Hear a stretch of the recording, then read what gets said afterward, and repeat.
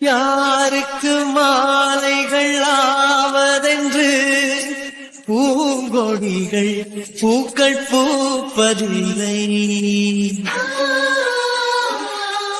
யாருக்கு யார் சொந்தமாவதென்று தேவதைகள் வந்து சொல்வதில்லை. விதி என்ற காட்டிலே என்ன விஷயம்? ஒரு ஹெல்ப்பு? என்ன ஹெல்ப்பு? அது கட்டி பிடிச்சதை எடுத்துட்டு கூட சொல்லலாம், ஒன்றும் தப்பு இல்லை. இல்லை, கட்டி பிடிச்சிட்டு பேசினா தான் கரெக்டாக இருக்கு.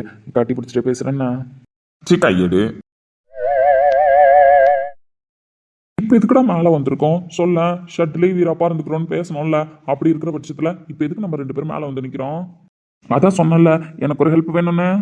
என்னடா ஹெல்ப்பு? அதை சொல்லி தொலை முதல்ல. ஃபர்ஸ்ட் நீ சொல்லு. You are my best friend தானே? அது நீ சொல்ற விஷயத்தை பொறுத்து யூ ஆர் மை பெஸ்ட் ஃப்ரெண்டா இல்லை you are not my best ஃப்ரெண்டானு? அப்படிலாம் சொல்லக்கூடாது. சீப்ப கொஞ்சம் அதை சொல்லு. இது மொக்கரக்கட்டைய நார்மலா வச்சு பேசும்போது அக்யூஸ்ட் லெவலுக்கு தான் யோசிச்சிருக்கோம்.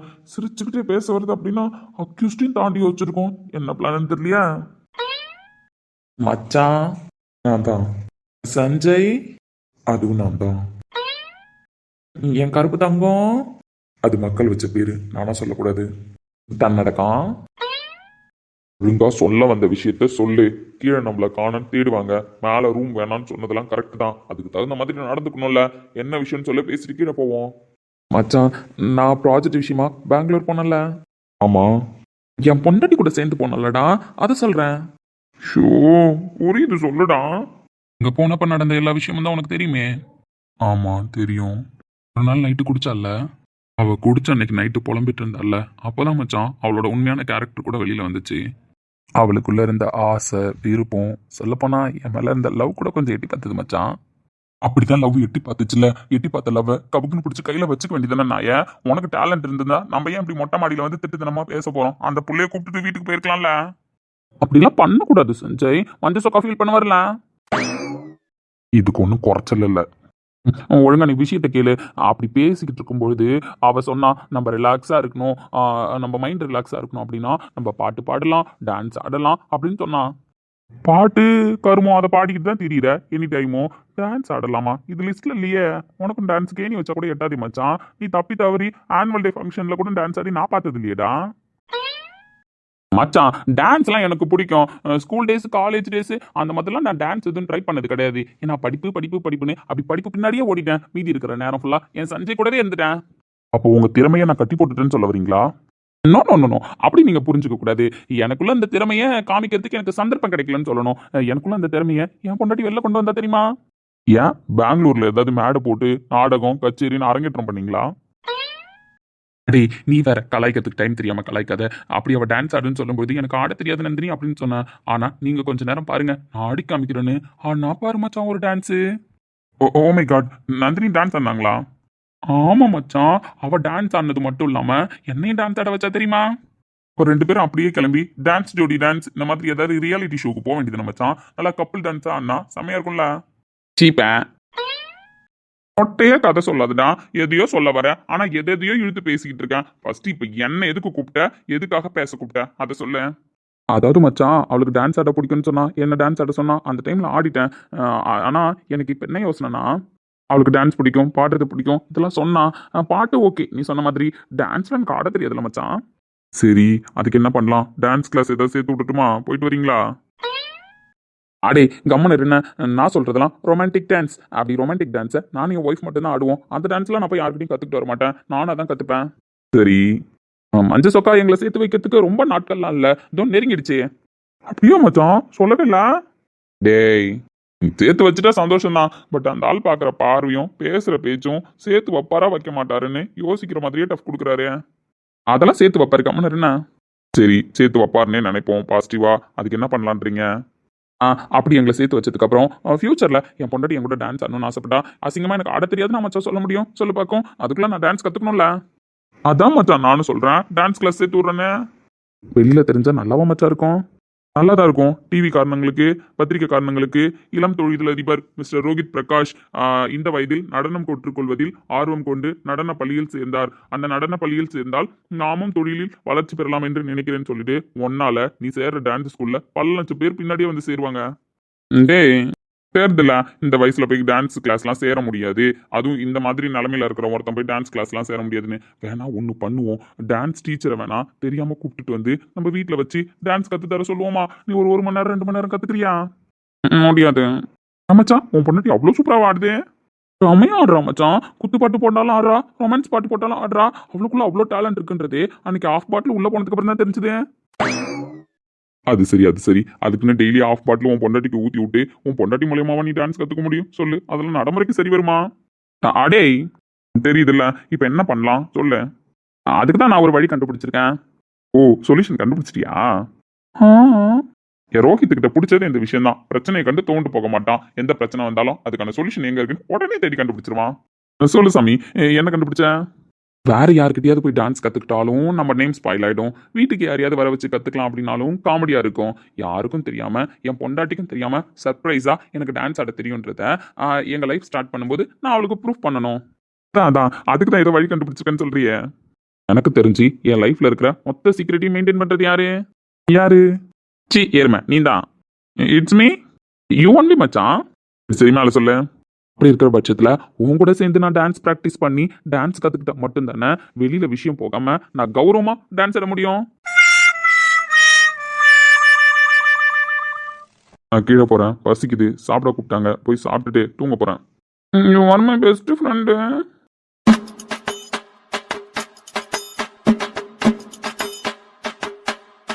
அது எப்படா இப்படி மூஞ்ச மாத்துறேன்? நான் எங்க மூஞ்ச மாத்துறேன்? நீ திட்டுற, அதனால நான் அப்படி ஆகிடுறேன். நான் இன்னுமே வேணும்னு வேணும்னு இப்படி மூஞ்ச வச்சுக்கிற மாதிரி பேசுறேன். தயவு செஞ்சு மொகர கட்டைய மாத்து. இப்போ என்ன பண்ணணுங்கிற? நீ என் கூட டான்ஸ் ப்ராக்டிஸ் பண்ண வரணும். பாட்டு வேணா போடுறேன், வீடியோ ஏதாவது ஃபோன்ல காட்டுறேன், அதை வச்சு நீ ப்ராக்டிஸ் பண்ணு. ஆடியன்ஸா உட்காந்து நல்லா கை தட்டி என்கரேஜ் பண்றேன். அதை தவிர என்னால வேற எதுவும் செய்ய முடியாது மச்சான்.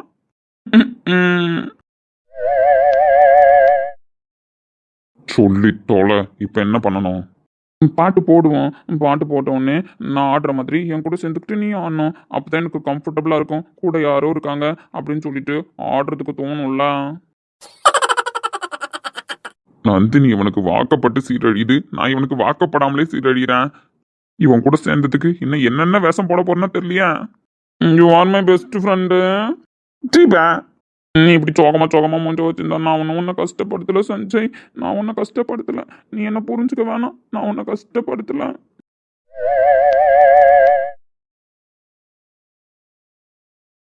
என் மனசு யாருக்கும் புரிய வேணாம். என் ஆசையை யாரும் நிறைவேற்ற வேணாம். தோபாரே இந்த பர்ஃபார்மன்ஸ் எல்லாம் பார்த்து ஏமாறதுக்கு நான் ஒன்றும் பைத்தியக்காரன் கிடையாது, புரியுதா? அதான் சொல்லிட்டேனே, யாரையும் ஏமாற வேணாம். போட்டு தொலை. ஏய் அடே போதும். நீ சிரிக்க மாட்டேன். ஹிஹி சிரிச்சிட்டேன். பாட்டை போடு. இந்த மூச்சு நல்லா இல்லை. உன் மூச்சு கூட தான் நல்லா இல்லை. நான் சிரிப்பேன். அவனை சிரிச்சு தொலைகிறேன். Love you Sanjay. சீப்பேன். பாட்டை போடு.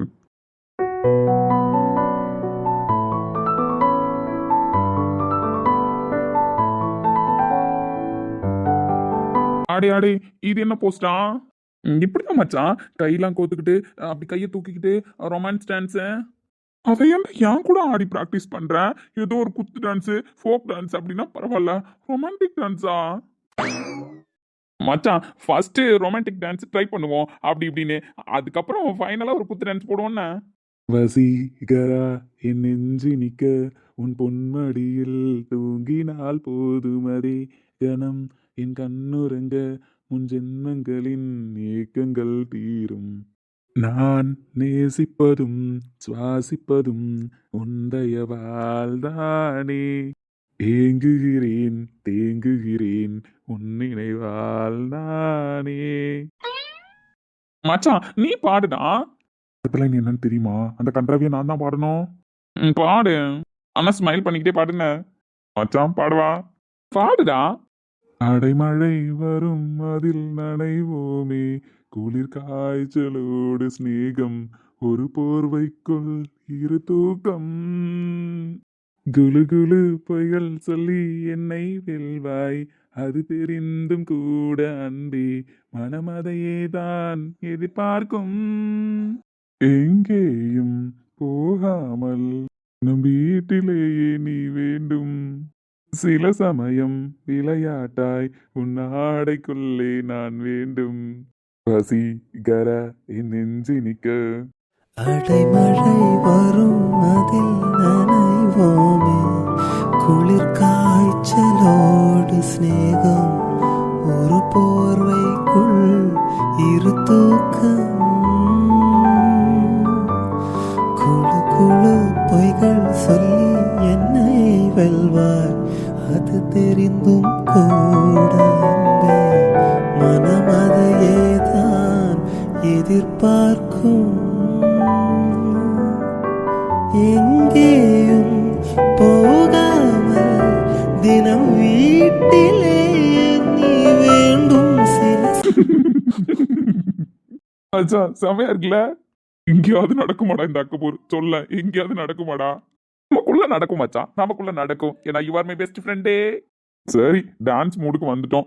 ரொமான்ஸ் ட்ரை பண்ணியாச்சு. அடுத்தது ஃபோக் ட்ரை பண்ணுவோமா? அடுவோம். அதுல என்ன இருக்கு? ஓடுறா பாட்டு.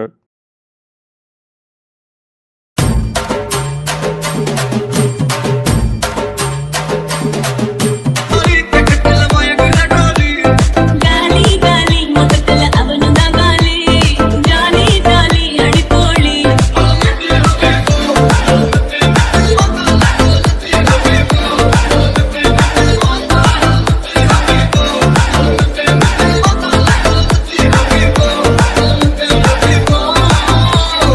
हलवा इवलुवा बिदादे, इवलुवा बिदा हलवा इवलुवा बिदादे, ये बता दे हलवा इवलुवा बिदादे, इवलुवा बिदा हलवा इवलुवा बिदादे, ये बता दे.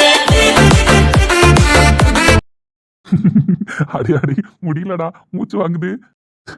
அப்பா மூச்சு வாங்குதுல மச்சான். செம பர்ஃபார்மன்ஸு. நல்லா தான்டா இருக்கு டான்ஸ் ஆடுறதுக்கு. நம்ம டெய்லி ஆடுவோன்னு சொன்ன பத்தியா நல்லா இருக்குன்னு சொல்லிட்டு. இதே பேர் கூட ஆடினா இன்னும் நல்லா இருக்கும். எனக்கு ரோஹித்தே போதும்னா ஆக்குறேன்டா. எத்தனை நாள் ரோஹித் கூட ஆடுறேன்னு? எத்தனை நாள் ஆனாலும் நான் ரோஹித் கூட தான் ஆடுவேன். மூச்சு வாங்குது மச்சான். உட்காருவோமா? அப்பா, சொல்லுமா. உங்கள்கிட்ட ஒரு விஷயம் சொல்லணும். ஆனால் அது எப்படி எடுத்துப்பீங்கன்னு தெரில. என் பொண்ணுக்கு என்கிட்ட பேசுறதுக்கு என்ன தயக்கம்? சொல்லுமா.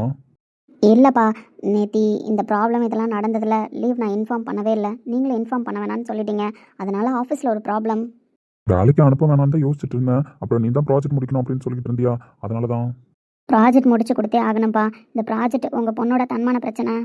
என்னம்மா சொல்ற? ஆமாப்பா, ஆஃபீஸில் ப்ராப்ளம் ஆகிட்டு இருக்கு. என்னோட டேலண்ட்டை இந்த ப்ராஜெக்டை நான் எப்படி முடிக்கிறேன்றதை பொறுத்து தான். ஒர்க் விஷயத்தில் ரோஹித் சார் சரி, பிரகாஷ் சார் சரி கரெக்டாக இருப்பாங்க.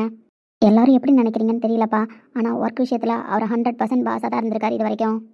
தெரியுதுமா, அந்த தம்பி பேசுற பேச்சுல புரியுது.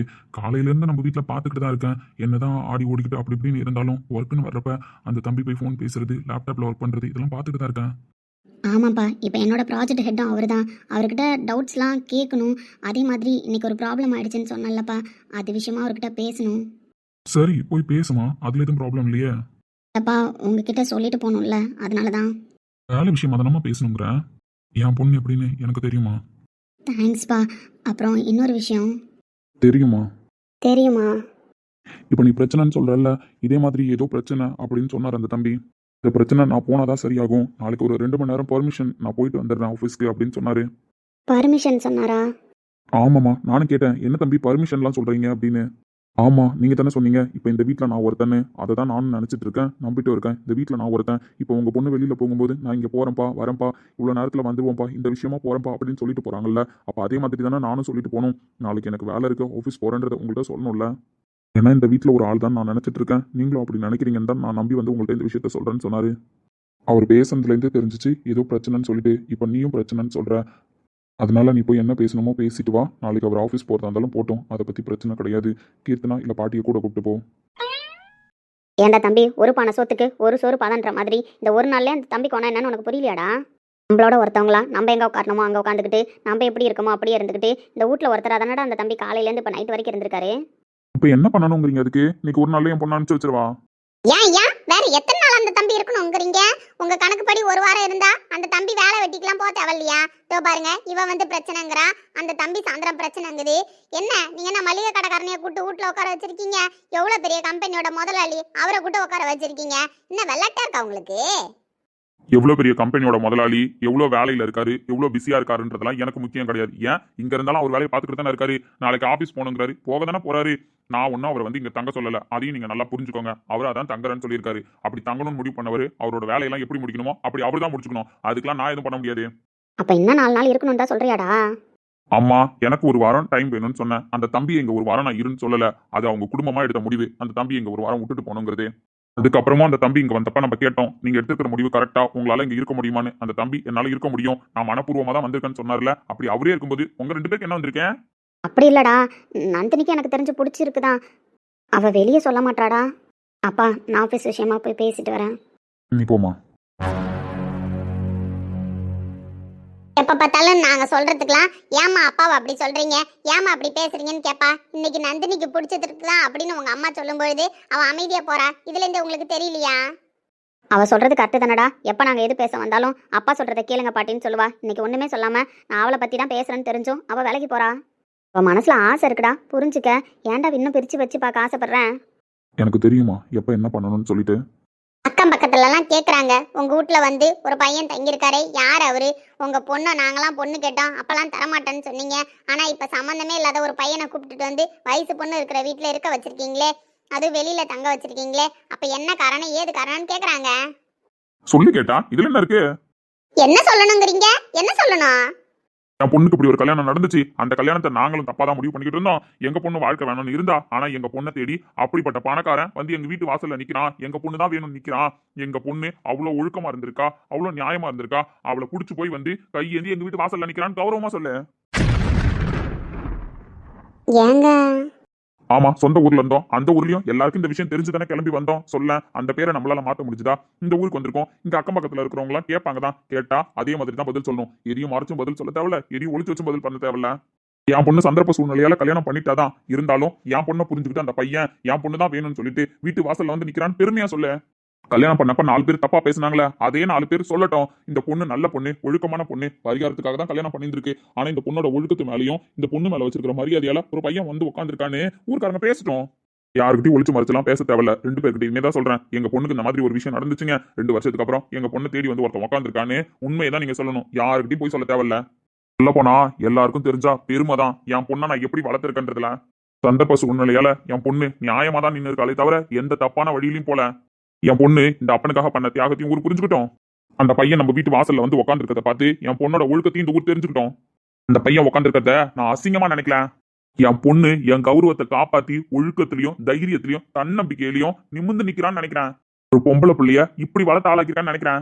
என் பொண்ணை நான் நினைக்கிற மாதிரியே அந்த பையனும் நினைச்சு நம்ம வீட்டு வாசல்ல ஒரு வாரம் உட்காந்து எல்லா கஷ்ட நஷ்டத்தையும் பார்த்து தெரிஞ்சுக்கிட்டு அப்பவும் என் பொண்ணு தான் வேணும்னு அந்த பையன் நின்னா அப்படின்னா அப்ப நான் முடிவை சொல்றேன். அது வரைக்கும் நீங்களா வெயிட் பண்ணுங்க. யாருக்கிட்டையும் பொய்யும் சொல்ல தேவையில்ல, நாடகம் ஆட தேவையில்ல. யார் அந்த பையன் யார் கேட்டாலும் உண்மையை சொல்லிட்டு உங்க வேலையை பாருங்க.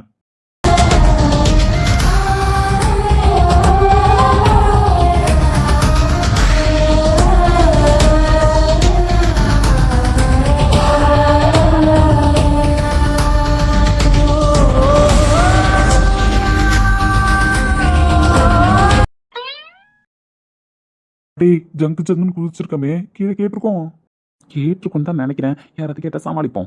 சரி, சாயந்தரம் போயிட்டு அவர்கிட்ட ஆஃபீஸ் போறேன்னு சொன்னியே, என்ன சொன்னாரு? என் தம்பி என்கிட்ட வந்து சொல்றீங்கன்னு கேட்டாரு. நீ என்ன சொன்ன? இந்த வீட்டில் ஒருத்தன் தானே நானே. அப்படி இருக்கும்போது உங்கள்கிட்ட சொல்லிட்டு போறாம வேற யார்கிட்ட சொல்லிட்டு போக முடியும்னு கேட்டேன். கரெக்ட் மச்சான், பாயிண்ட் கரெக்ட். என்ன? ஆமாண்டா, யார் வீட்டில் இருக்குமோ அவங்கள்ட்ட தானே சொல்லிட்டு போக முடியும். ஆனா அது இந்த மஞ்சள் சொக்காவுக்கு தெரியல மச்சான். தம்பி தம்பி, அடி அந்த பாட்டி வருது போலடா, சத்தம் கேட்டிருக்குமோ? அப்படிதான் நினைக்கிறேன். இப்போ என்ன பண்றது? எதுக்கும் இருக்கட்டும்ட்டு நீ வரும்போது கூட லேப்டாப்பையும் அந்த நியூஸ் பேப்பரையும் எடுத்துட்டு வந்தேன். நான் நியூஸ் பேப்பர் படிக்கிறேன், நீ லேப்டாப்பை பாரு. டவர் கிடைக்கல, அதனால மேலே மாடியில் உட்காந்து ஒர்க் பண்ண வந்தோம் அப்படின்னு சமாளிப்போம். யூ ஆர் மை பெஸ்ட் ஃப்ரெண்டுன்னு. சீப்ப முதல்ல போய் உட்காரு. என்ன மச்சான், பாட்டி வரும்னு பார்த்தா உன் பொண்டாட்டி வந்திருக்கு. கண்டுக்காத இவ்வளவு வருவான்னு எதிர்பார்த்து தான் நான் கீழே இல்லாம மேலே வந்தேன். எப்படியும் வேணும் வச்சு செய்வான் மச்சான். ஏனாய என்ன பண்ணா? கார்த்தியை ப்ராஜெக்ட் கைட் பண்ண சொன்னால, அதை வச்சு தான் பிரச்சனை. நாளைக்கு அதுக்காக தான் நான் ஆஃபீஸுக்கு போகிறோம். ஆமா, ஐயோ இப்போ அதை கேட்க தான் இந்த பிள்ளை வந்திருக்கா. கேட்க வந்திருக்கா திட்ட வந்திருக்கான்னு தெரியல. ஏற்கனவே கார்த்தி ஃபோன் பண்ணான். அண்ணி செம்ம கத்துனாங்கண்ணா. ரூல்ஸ் அண்ட் ரெகுலேஷன் எல்லாம் ஃபாலோ பண்ண தெரியாதான்னு கேட்டாங்கண்ணா. எனக்கே எப்படின்னா நீ அங்கே வேற இருக்க பார்த்து இருன்னு சொன்னான். அடே அடே அண்ணன் தம்பி ஏன்டா இதை என்கிட்ட சொல்லல? நீ என்னோ பகுமானமா என் பொண்டாட்டிக்கு பிடிக்கும் டான்ஸ் ஆட கூப்பிட்டேன்னு சொல்லிட்டு மொட்டை மாடிக்கு கூப்பிட்டு வந்த. அப்போ உன் பொண்டாட்டிக்கு பயந்துக்கிட்டு தான் மேலே ஓடியாந்தியா? நான் நினைச்சேன்டா அப்பயும் நந்தினி வந்தோடனே இவன் பல்ல கட்டிக்கிட்டு கீழே தானே உட்காந்துருப்பான். நந்தினி வந்தோடனே இவன் ஏன்டா மொட்டை மாடிக்கு ஓடி வரான்னு நான் நினைச்சேன். அப்ப இதான் காரணமா? கீழே இருந்தாலும் எப்படியாவது பேசுற சூழ்நிலை வரும். நாளை இருந்தா இப்ப வரமாட்டான். அவங்க அப்பா தான் பேசக்கூடாதுன்னு சொல்லியிருக்காருல்ல அப்படின்னு ஒரு தைரியத்துல இருந்தேன். ஆனா இப்ப வந்திருக்கிற தோரணே சரியில்லையே மச்சான். முன்னாடியும் சொல்லியிருந்தோம் நானும் எஸ்கேப் ஆயிருந்திருப்பேன். நீ தனியாவே அடி வாங்கியிருக்கலாம்ல. ஜோர் மீ பெஸ்ட் ஃப்ரெண்டு சீப்ப. இப்ப என்ன பண்றது? அதான் எனக்கும் தெரியல. வந்த புள்ள நம்மள கூப்பிடவும் இல்லை, எதுவும் பேசவும் இல்லை, கம்மன்னு நிற்கிதுடா.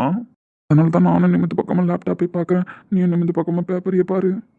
சும்மாவே நடிக்க வராது. இதுல வர நீ சொல்லிட்ட நான் எப்படி பர்ஃபார்ம் பண்ண போறேன்னு தெரியலையா?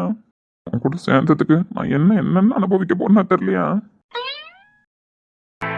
சோதனை மேல் சோதனை போதுமடா சாமி, போதுமடா சாமி.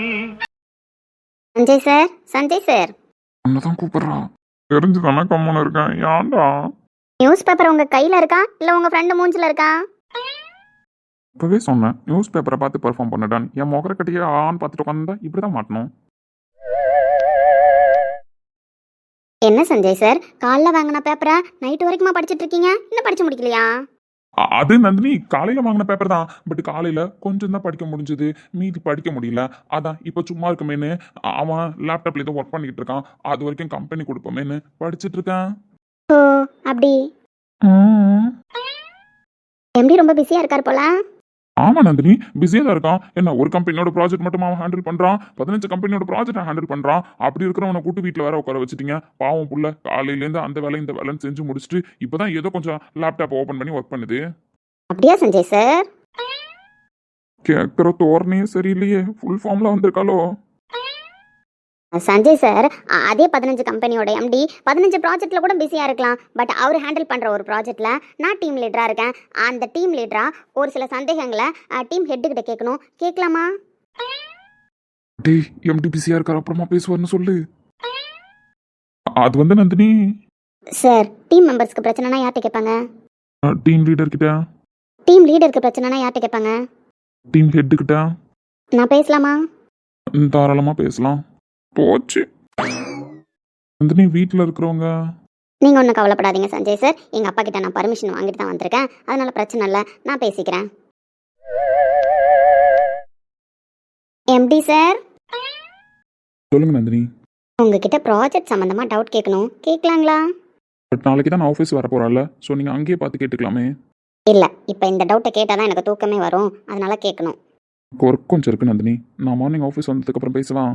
சஞ்சய் சார், நந்தினி ஒரு டிஎல் டீம் ஹெட் கிட்ட ப்ராஜெக்டை பற்றி பேச போறீங்க. நடுவில் செக்யூரிட்டி கார்டு எதுக்கு சொல்லுங்க. அதனால மீதி மிச்சம் இருக்கிற நியூஸை நான் படிக்கட்டில் உட்காந்து படிக்கிறேன். நீங்கள் ப்ராஜெக்டை பற்றி டீட்டெயில்ஸ் கேட்டு வாங்க. ஆனால் பார்த்து டீட்டெயில்ஸ் கேளுங்க. பாவம் போவாதடா, யுவர் மை பெஸ்ட் ஃப்ரெண்டு. ஆனால் மாட்டிக்கிட்டே பங்கு, வேற என்ன பண்ண முடியும்? அழுவாத சாமி. இன்னும் பொண்டாட்டியா உன் கூட வர்றதுக்கு முன்னாடியே இந்த பிள்ளை இப்படிலாம் பண்ணுது. பொண்டாட்டியா வந்ததுக்கு அப்புறம் என்ன பண்ணுவோம் சொல்லு? அப்பெல்லாம் நான் உன் கூடவே இருக்க முடியும். டான்ஸ் ப்ராக்டிஸ் எப்படி பண்ணி உன் பொண்டாட்டிக்காக பழகணியோ அதே மாதிரி திட்டு வாங்குறது, அடி வாங்குறது, உத வாங்குறது, மிதி வாங்குறது இதெல்லாமும் பழகிக்கணும். அப்பதான் கல்யாண வாழ்க்கையை மெயின்டைன் பண்ண முடியும். நான் போயிட்டு வரேன் சாமி, பார்த்து பத்திரமா பேசுங்க.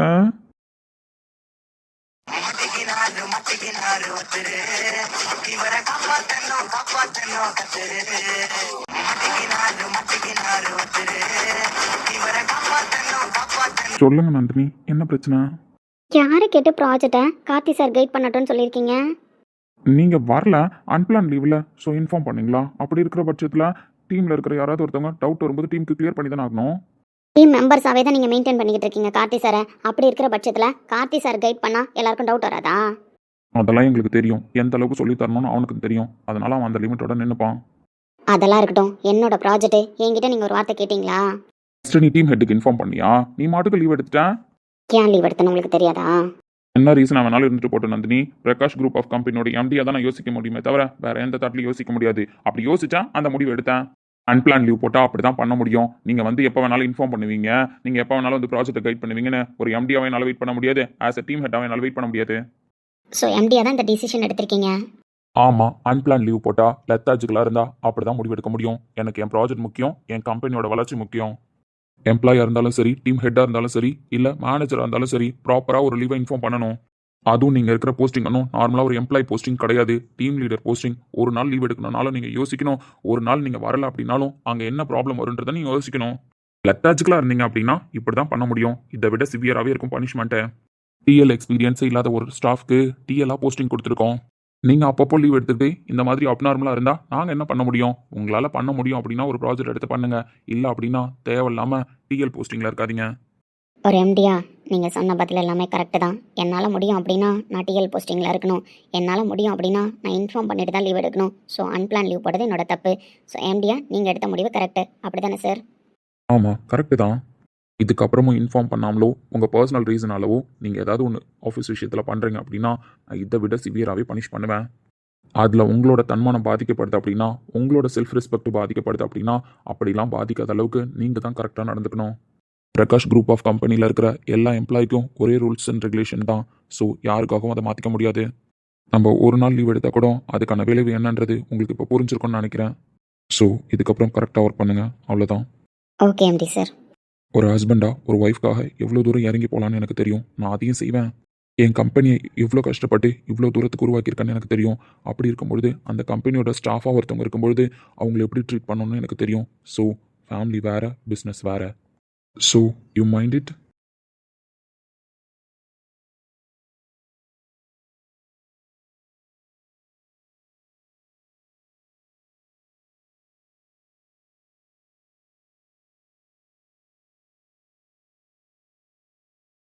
என் ஒய்ஃப் கிட்ட நான் பேசலாமா? ஒரு 5 minutes. இங்கே உட்காந்துக்கிட்டு என்ன பண்ணுறாரு? என்ன பண்ணுறான்னு தெரியலையே. பாவம், தனியாக அடி வாங்குறானோ? சத்தம் எதுவும் கேட்கலையே. அந்த புள்ள ஆஃபீஸில் உட்காந்து பேசும்போதாச்சும் ஸ்மூத்தாக போகுது. இவன் இங்கே உட்காந்துக்கிட்டு அந்த புள்ள ஆஃபீஸ்க்கு போகும்போது பெரிய பஞ்சாயத்து ஆகும் போலையா? மிஸ்டர் பிளாக், இது கனவா இல்லை நினைவா, உண்மை கிள்ளி உண்மை தெளிந்து உன்னை பார்த்தேன். இங்கே உட்காந்துக்கிட்டு அதுவும் மேலே ஏதோ வானத்தை பார்த்து பேசிக்கிட்டு இருக்கீங்களே, என்ன விஷயம்? யோ யோ, ஒன்றை தான் கேட்குறேன். சைட் அடிச்சது போதும், பதில் சொல்ல. திமிரு தானே உனக்கு? நான் சைட் அடிக்கிறேன்னு உனக்கு தெரியுமா? பின்ன நீ சைட்டு தான் அடிக்கிறேன். கேட்டா இல்லம்ப, அதை நான் நம்பணும், அப்படி தானே? எனக்கு தெரியாதா உன் கண்ணு எப்போ எப்படி பார்க்கணும்? பைத்தியக்காரி. ஃபர்ஸ்ட் நான் கேட்ட கேள்விக்கு பதில் சொல்லியா? இங்கே படிக்கட்டில் உட்காந்து என்ன பண்ணிக்கிட்டு இருக்கேன்? நான் படிக்கட்டில் உட்காந்துருக்கிறதெல்லாம் இருக்கட்டும், நீ இந்த நேரத்தில் இங்கே என்ன பண்ணுற? நான் என் பாய் ஃப்ரெண்டை பார்க்க வந்தேன். ஏய், உன்னை அப்படிலாம் பேசக்கூடாதுன்னு சொல்லியிருக்கான்ல. உனக்கு உங்கள் அக்கா வரட்ட மேலே அக்கறையே கிடையாதுல்ல? ஐயா, ஆசைதான் அண்ணன், ஆசைதான் உனக்கு. காலையிலேருந்து நான் தான் சொல்லிக்கிட்டு இருக்கேன்ல ஐயா, அப்படி ஒரு நினப்பு இருந்தா நீ மனசுலேருந்து தூக்கி போட்டுருன்னு. இன்னமா நீ அப்படி பேசிக்கிட்டு இருக்க? இல்லை என்ன பார்த்தா உனக்கு எப்படி தெரியுது? சமாளிக்காதானே? அப்படியே சமாளிக்காத. நீ இப்போ உன் பாய் ஃப்ரெண்டை பார்க்க வந்திருக்கேன்னு தானே சொன்னேன். அப்படி இருக்கும்பொழுது படிக்கட்டில் நான் மட்டும் தான் உட்காந்துருக்கேன். அப்புறம் நீ யாரை சொல்ற? ஏன் படிக்கட்டில் உட்காந்துருக்கிற உன்னை தான் பார்க்க வரணுமா? படிக்கட்டுக்கு கீழே இருக்கிற இவரை பார்க்க வரக்கூடாதா? எவரு? கீழே குனிஞ்சு பாரியா, அவர்தான்.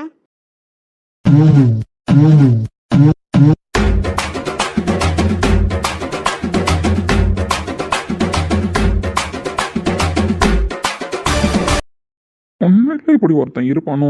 ஓவரால பில்டப் பண்றா. பெருசா பேச வந்துட்டாரு. என்னவோ இவர் அழகுல தான் நாங்க மயங்கி நிக்கிறோன்னு. திமிரு தான் என்ன? மாஞ்செடிக்கு பின்னாடி இருக்கிற மன்மதன் அப்ப யாரு? இங்க பாருங்க, உங்கள்கிட்ட கொஞ்ச நேரம் பேசிட்டு போலான்னு தான் வந்தேன். உங்களை நான் உள்ள கூப்பிட்டு போகலாம், ஆனா அக்கா பிரச்சனையே இப்பதானே நடந்துகிட்டு இருக்கு. அப்படி இருக்கும் பொழுது நான் உங்களை உள்ள கூப்பிட்டு போய் வச்சிருந்தா எல்லாருக்கும் டவுட் வரும், முக்கியமா அப்பாவுக்கு. பிரச்சனைலாம் முடியட்டும், கண்டிப்பா நான் உங்களை உள்ள கூப்பிட்டு போய் வச்சுப்பேன், அப்பா கிட்டையும் பேசுவேன். பகல்ல அப்பா இல்லாத நேரத்துலலாம் நீங்க ஏன் கூட தான் இருப்பீங்க. பட் அப்பா வந்ததுக்கு அப்புறம் உங்களை என்னால வச்சிருக்க முடியாதுல்ல கையில. அப்பா ஏன் எதுக்குன்னு கேள்வி கேட்பாரு. அக்கா விஷயத்துலயே அப்பா உடஞ்சு போயிருக்காரு. மேல மேல நம்ம கஷ்டப்படுத்தக்கூடாது. அதனால நீங்க எனக்காக அப்பா இருக்கிறப்ப என்னை விட்டு பிரிஞ்சிருங்க. இவ பேசுறதெல்லாம் பார்த்தா எமோஷனலா பேசுற மாதிரி தான் இருக்கு. நம்ம இதுக்கு இதெல்லாம் காதுல வாங்கணும். நம்ம திரும்பி பேப்பரை படிப்போம். உங்களை எனக்கு அவ்வளோ பிடிக்கும். நீ என் லைஃப்ல வந்ததுக்கு அப்புறம் நான் ரொம்ப சந்தோஷமா இருக்கேன். இது லவ்வா இல்லை வேற ஏதாவதா அப்படின்லாம் எனக்கு தெரியல. லைஃப் லாங் நீங்கள் என் கூட இருந்தால் நான் ஹாப்பியாக இருப்பேன்னு மட்டும் எனக்கு தோணுது. அங்கே ஒருத்தர் உட்காந்துருக்காரு, அவர் நினச்சிட்டு இருக்காரு நான் என்னவோ அவரை சைட் அடிக்கிறேன்னு. ஆனால் என் மனசில் நீங்கள் தானே இருக்கீங்க. இதுக்கப்புறம் யாரும் என் மனசுலேருந்து உங்களை வெளியில் எடுக்க முடியாது. Sanjay, control your self. Night time பயப்படாமல் இருங்கண்ணா. அப்பப்போ நான் வந்து உங்களை பார்த்துட்டு போகிறேன். நீங்கள் பயப்படாமல் இருக்க நான் ஒரு விஷயம் எடுத்துகிட்டு வந்திருக்கேனே. என்ன எடுத்துட்டு வந்திருப்பா? இந்த மாதிரி அவன் நம்மளுக்கு தானே செய்வான். பயப்படாமல் இருங்கண்ணா. வேறொரு கையோட ஓ விரல் பார்த்தேன் நானே, வேகுற நெஞ்சோட போகிறேனே. நேத்து உன் கண்ணில் நானே, இன்னைக்கு யாரோதான். உங்கள் ஞாபகமாக இந்த ஒரே ஒரு லீஃபை மட்டும் நான் எடுத்துகிட்டு போகிறேன். பாய், குட் நைட். நாடுறேன்னு மனே தாப்போன்னு விட்டுட்டேனே, பார்க்காம பேசாம சேராம போனாலும் என்னாலும் நல்லா இருப்போ. தாங்காம தூங்காம நான் இங்க வாழ்ந்தாலும் நீயாச்சு. எதுக்கு? யாருன்னே தெரியாத ஒருத்தன் கட்டின தாலிக்காக இவ்வளோ நாள் வாழ்க்கையில் கஷ்டப்பட்டுட்டான்னு எனக்கு தெரியும். யாருன்னு தெரியாதப்ப தான் கஷ்டப்பட்ட. யாருன்னு தெரிஞ்சதுக்கப்புறம் நீ நிம்மதியாகவும் சந்தோஷமாகவும் இருக்கணும்னு தான் நினச்சேன். ஆனால் என் குடும்பத்தில் இருக்கிறவங்களாலே திரும்ப உனக்கு பிரச்சனை வரும்னு நான் நினச்சி பார்க்கல. புரியல. யாரால எனக்கு என்ன பிரச்சனை? அதெல்லாம் எதுவும் இல்லை. மறைக்காதன்னா மறைக்காத, எனக்கு எல்லாம் தெரியும். நீங்கள் எந்த விஷயத்தை பற்றி கேட்குறீங்கன்னு எனக்கு தெரியல. நீ பண்ணுற விஷயம் கரெக்டு தான் நந்தினி. குடும்பத்துக்குள்ளே ஒருத்தவங்களை பற்றி இன்னொருத்தவங்கள்ட்ட சொல்கிறதுனால பிரச்சனை அதிகமாகுமே தவிர ஒரு பிரச்சனை முடிவுக்கு வராது. அப்படிதான் நானும் நினைப்பேன். நீயும் என்ன மாதிரியே தான் நினைக்கிற. பாட்டி கால் பண்ணாங்களா? பாட்டி கால் பண்ணல. பாட்டிக்கு தான் நான் கால் பண்ணேன். பாட்டி மேலே தப்பு இல்லை. வீட்டில் பாட்டி ஒரு ஃபைல் கேட்டப்போ அப்பா அந்த ஃபைல் எங்கே இருக்குன்னு தெரியாமல் என்கிட்ட தான் கேட்டாங்க. இப்போ எதுக்குடா பழைய ஃபைலெல்லாம் கேட்குறாங்கன்னு சொல்லிட்டு யோசித்தேன். அப்பா கிட்ட யார்ப்பா ஃபைல் கேட்டாங்க, இந்த பில் டீட்டெயில்ஸ்லாம் இப்போ கேட்குறீங்க அப்படின்னு கேட்டப்போ தான் பாட்டி கேட்டாங்கடா அப்படின்னு சொன்னார். சரி, பாட்டி கேட்டால் கண்டிப்பாக இதில் ஏதோ அர்த்தம் இருக்குது அப்படின்னு சொல்லிட்டு தான் பாட்டிக்கு கால் பண்ணி சொல்லுங்கள் பாட்டின்னு 2-3 டைம் கேட்டேன். அவங்க சொல்ல மாட்டேன்னு தான் சொன்னாங்க. ஆனால் நான் ரொம்ப வற்புறுத்தி கேட்டதுனால சொல்ல வேண்டிய சூழ்நிலை அவங்களுக்கு வந்துச்சு. மற்றபடி பாட்டியும் வேணும்னே வந்து சொல்லலை. நீ சொல்லக்கூடாதுன்னு சொன்ன விஷயத்தையும் சொல்லி தான் சொன்னாங்க, நீ நந்தினிக்கிட்ட கேட்காதப்பான்னு. இப்போ கூட நான் அவங்ககிட்ட கேட்கறதுக்காக வரல. நான் பண்ண ஒரு தப்பு உன் லைஃப்பில் எவ்வளோ ப்ராப்ளமாக வந்து நிற்கிது பார்த்தியா. ஒரு டைமும் என்னால் நீ கஷ்டப்பட்டு தலை குனிஞ்சு நிற்கிறது எனக்கு எப்படி இருக்குது தெரியுமா? நீங்கள் என்ன கஷ்டப்படுத்துறீங்கன்னு நான் சொன்னேனா? என்னால் இப்போ நீங்கள் தான் கஷ்டப்பட்டுக்கிட்டு இருக்கீங்க தேவையில்லாமல் இங்கேருந்து. நான் என்ன கஷ்டப்பட்டுட்டு இருக்கேன்? இங்கே பாரு நந்தினி, நான் ஒரு விஷயம் சொல்கிறேன். ஃப்யூச்சரில் என்ன நடக்க போகுதுன்னுலாம் எனக்கு தெரியாது. பட் ஒரு வேளை நீ எனக்கு தான் அப்படின்னு முடிவு பண்ணி உங்கள் அப்பா என் கூட அனுப்பிட்டார் அப்படின்னா நான் இருக்கிற இடம், அதாவது நீ பெருசாக யோசிக்க வேணாம். சின்ன இடமா இருந்தாலும் பெரிய இடமா இருந்தாலும் ஒரு ஹஸ்பண்ட் கூட ஒரு ஒய்ஃப் கம்ஃபர்டபுளாக இருக்கான்னு தானே சொல்லுவா. அவன் எந்த சூழ்நிலையில் இருந்தாலும் எப்படி இருந்தாலும் அவன் கூட அவள் சந்தோஷமாக தானே இருப்பா. ஆமாம், ஹஸ்பண்ட் இருக்கிற இடத்துல தானே இருப்பாங்க. அதை தான் நானும் சொல்கிறேன். ஒய்ஃப்க்கு ஒரு ரூல்ஸு, ஹஸ்பண்ட்க்கு ஒரு ரூல்ஸா? ஹஸ்பண்ட் எங்கே இருந்தாலும் எப்படி இருந்தாலும் அட்ஜஸ்ட் பண்ணிக்கிட்டு பொண்ணு இருக்கலாம். ஆனால் ஒய்ஃப் எங்கே இருந்தாலும் எப்படி இருந்தாலும் அட்ஜஸ்ட் பண்ணிட்டு ஒரு ஹஸ்பண்ட் இருக்கக்கூடாதா அவளுக்காக? உங்களால் மட்டும்தான் சார் இப்படிலாம் பதில் சொல்ல முடியும். என்னால் மட்டும் இல்லை. ஒரு ஒய்ஃபை உண்மையாக நேசிக்கிறான், ஒரு ஒய்ஃப்க்கு உண்மையாக மதிப்பு கொடுக்குறான் அப்படின்னா யாராக இருந்தாலும் அப்படி தான் யோசிப்பாங்க. அதில் ரோஹித் மட்டும் விதிவிலக்கு கிடையாது. அதே மாதிரி இலக்கியா மேமும் சின்ன பொண்ணு சார். அவங்க ஏதோ ஒரு சூழ்நிலையில் வளர்ந்த விதம், அவங்க மனசில் இருக்கிற ஒரு சில வழிகள், அதுதான் அவங்கள அப்படிலாம் கேள்வி கேட்க தூண்டியதே தவிர மற்றபடி அவங்க யாரையும் ஹர்ட் பண்ணுன்றதுக்காக பேசல சார். ரொம்ப தேங்க்ஸ் நந்தினி, அவளை நீ புரிஞ்சுக்கிட்டதுக்கு. நம்ம வளர்ந்ததுக்கப்புறம் ஒரு விஷயம் சொல்கிறத விட சின்ன வயசில் இருக்கும்போது ஒரு விஷயம் சொன்னால் அது ஆழ் மனசில் ரொம்ப ஆழமாக பதியும்னு சொல்லுவாங்க. அப்படி தான் இலக்கியாவுக்கு பதிஞ்சு போயிருக்கு ஒரு விஷயம். கொஞ்சம் கொஞ்சமாக அவள் சேஞ்ச் ஆகிடுவான்னு எனக்கு நம்பிக்கை இருக்குது. அவள் சேஞ்ச் ஆகணும். என் மேலேயும் கார்த்தி மேலேயும் கண்மூடித்தனமாக பாசம் வச்சிருக்கா. மற்ற யார் மேலேயும் பாசம் வச்சது கிடையாது. அதே மாதிரி எங்கள் 2 பேர் மேலே வச்சிருக்கிற பாசத்தையும் அவள் இது வரைக்கும் வெளிக்காட்டினது கிடையாது. அதே போல் அவன் மேலே யாராவது பாசம் வச்சாலும் அதை உள்வாங்கிக்கவும் தெரியாது. வீரமாக பேசுகிறா, திமிரா ஆட்டிடியூட் காமிக்கிறா. அதெல்லாம் அவளுக்கே போட்டிருக்கிற முள்வேலி தானே தவிர மற்றபடி அவள் குழந்தை மாதிரி தான். புரியுது சார். இந்த மாதிரி கோவமாக பேசுகிற இடத்துல தான் குணம் இருக்கும். கூடிய சீக்கிரம் அவளோட கேரக்டர் வெளியில் வரும். அவ்வளோ லைஃப்பில் ஹாப்பியாக இருப்பா. அதை நான் பார்க்க தான் போகிறேன். கண்டிப்பாக சார், அவங்க நல்லா இருப்பாங்க. அதை பார்க்க தான் போகிறோம். அதே போல் கூடிய சீக்கிரம் நம்ம லைஃப்லேயும் ஒரு முடிவு கிடைக்கும். எனக்கு நம்பிக்கை இருக்குது சார். அன்பே உயிராய் தொடுவேன் உன்னை, தாலாட்டுதே பார்வைகள், உன்னை சேரும் நாளை தினம் ஏங்கி நான் இங்கு தனியாக அழுதேன். விடியும் வரை கனவின் நிலை உனதாய் இங்கு தினம் ஏங்குது மனமுருகிடும் நிலை இது எந்த முதல் முதல் வரும் உயிர் காதல் உயிரை தொலைத்தே